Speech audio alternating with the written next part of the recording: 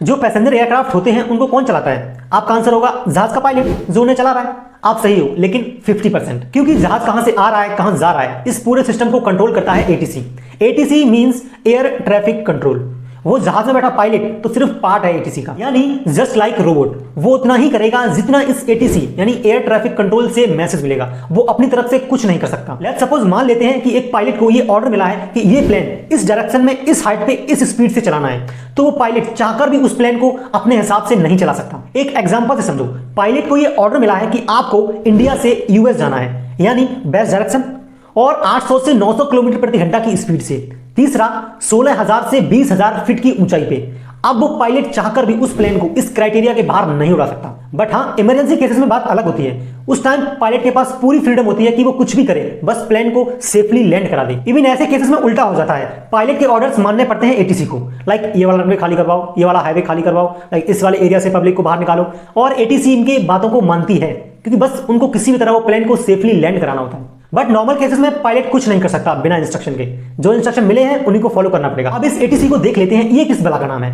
I think मुझे ऐसा लग रहा है कि आपके दिमाग में भी ये वर्ड घूम रहा होगा, क्योंकि थोड़ा नया नया सा है।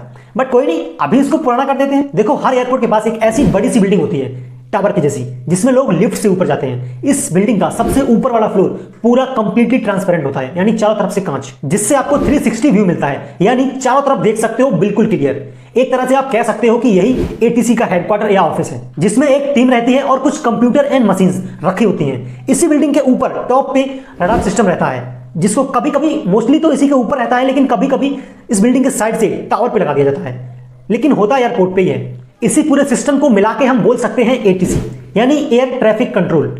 पायलट तो बस नाम का बैठा होता है प्लेन में, एक्चुअल में कंट्रोल यही लोग कर रहे होते हैं सब कुछ, कि किधर से प्लेन आ रही है, किधर से जा रही है, कितनी स्पीड है, किस डायरेक्शन में, यानी सब कुछ यही बताते हैं। देखो, ये हो गई बाहर की बात। आप करते हैं अंदर की बात, यानी ये लोग कनेक्ट कैसे करते हैं एक दूसरे को। इतनी दूर चल रही, 1000 किलोमीटर दूर चल रही प्लेन, और कंट्रोल ये लोग कर रहे हैं कैसे। देखो, एक इंटरेस्टिंग बात बताऊं, पहले फिलहाल अभी तो ऑन स्क्रीन हो गया सब कुछ, यानी कंप्यूटराइज हो गया है, लेकिन पहले जब कंप्यूटर्स नहीं थे तब ये लोग क्या करते थे कि टेबल पे छोटे छोटे स्क्वायर टाइप गोट रखते थे। वो नहीं होते गेम वाली स्क्वायर डाइज, बस थोड़ी सी साइज में बड़ी, उन्हीं पे प्लेन्स के नंबर डाल के ऐसे टेबल पर सजा के। लेट्स सपोज आज 40 प्लेन आने वाले हैं इस एयरपोर्ट पे, तो उन्होंने 40 स्क्वायर डाइस निकाली और उनपे जो प्लेन आने वाले हैं उनके नंबर लिखे और ऐसे रख ली टेबल पे सजा के। और वही सेम चीज, जितने प्लेन आज जाने वाले हैं उतनी गोटियां निकाली, उन गोटियों पे जितने प्लेन जाने वाले हैं उनके नंबर लिखे और टेबल पे रख ली। अब प्रोसेस क्या है, अब जो प्लेन आती जाएगी उसका नंबर देख के वही गोटी उठाई और डाल दी। कितना इंटरेस्टिंग है ना। लाइक प्लेन आ गई, नंबर कौन सा, XYZ, काम खत्म। ये था पुराना सिस्टम।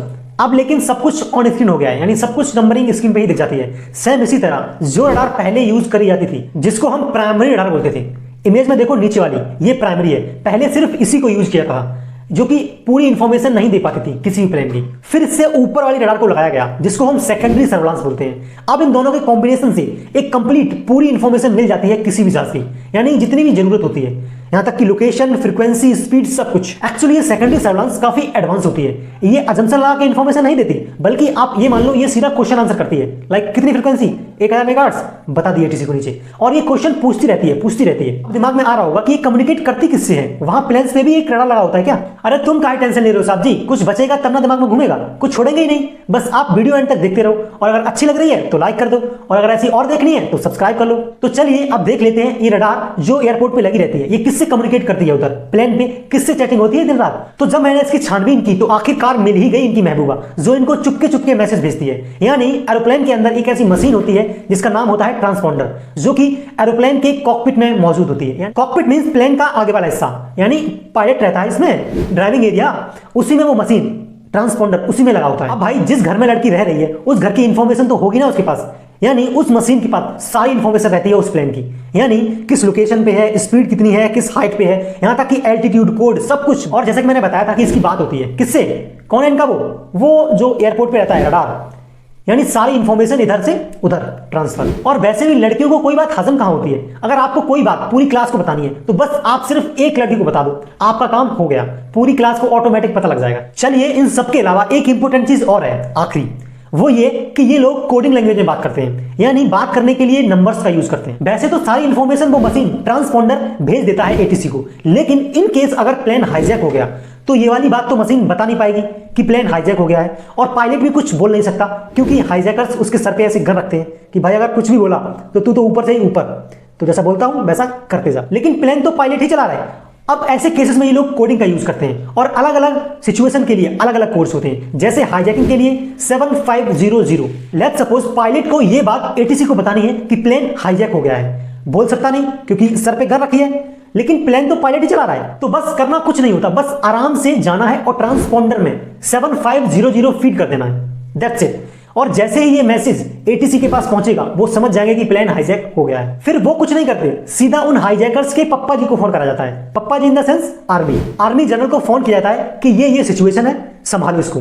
फिर आर्मी के एयरक्राफ्ट आते हैं और उस प्लेन को चारों तरफ से घेर के लैंडिंग करवाते हैं। और आपको क्या लग रहा था कि मूवीज की तरह एक हीरो आता है हवा में उड़ता हुआ और उन गुंडों के हाथ पर तोड़ता है और प्लेन को बचा लेता है? तो भाई मूवीज और रियल लाइफ में धरती आसमान का फर्क होता है। आई होप सेशन इन्फॉर्मेटिव लगा होगा। ऐसी और इन्फॉर्मेटिव वीडियोस के लिए नीचे सब्सक्राइब का बटन दबा लीजिए। धन्यवाद।